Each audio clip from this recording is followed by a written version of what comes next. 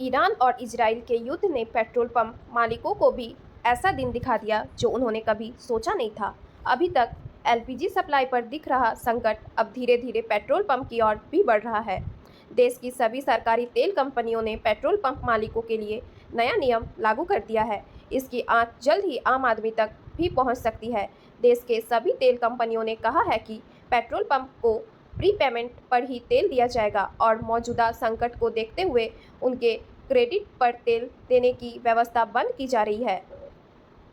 लाइनमेंट के अनुसार सरकारी तेल कंपनियों ने खुदरा पेट्रोल पंप को उनके क्रेडिट पर ईंधन की सप्लाई बंद कर दी है और भुगतान को लेकर सख्त नियम लागू कर दिए हैं।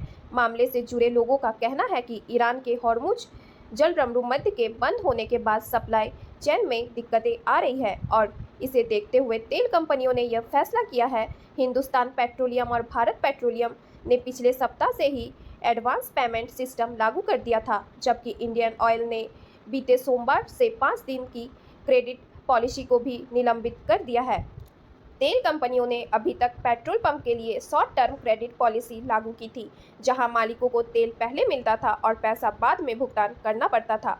देश के तीनों सरकारी तेल कंपनियों के इस फैसले का असर करीब 1 लाख से ज़्यादा पेट्रोल पंप पर दिखेगा, जो आगे चलकर आम आदमी तक भी दिख सकता है। यह फैसला ऐसे समय में आया जब पश्चिम एशिया तनाव की वजह से भारत के 40% तेल सप्लाई रूट पर दिक्कतें पैदा हो गई है। इससे दुनिया के तीसरे सबसे बड़े तेल खपत वाले देश के सामने संकट पैदा हो गया है। एजेंसियों के अनुसार अगले वित्त वर्ष में भारत में तेल की खपत करीब 26 करोड़ टन के आसपास पहुंच जाएगी। खुदरा पेट्रोल पंप के अलावा तेल कंपनियों ने एग्रीकल्चर सेक्टर के थोक खरीदारों, ट्रांसपोर्ट और उद्योगों को भी क्रेडिट पर तेल उपलब्ध कराना बंद कर दिया है। हालांकि पेट्रोलियम मंत्रालय की ओर से इसका कोई आधिकारिक जवाब नहीं दिया गया, लेकिन कई पेट्रोल पंप मालिकों ने इस तरह की व्यवस्था की पुष्टि की है।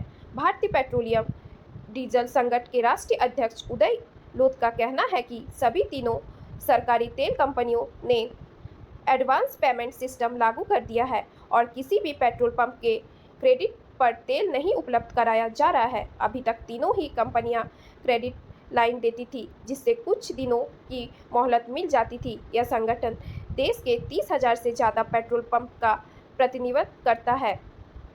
तो यह थी आज की अपडेट। ऐसे ही अपडेट के लिए हमारे DGI TV पर बने रहें और इस चैनल को सब्सक्राइब करें।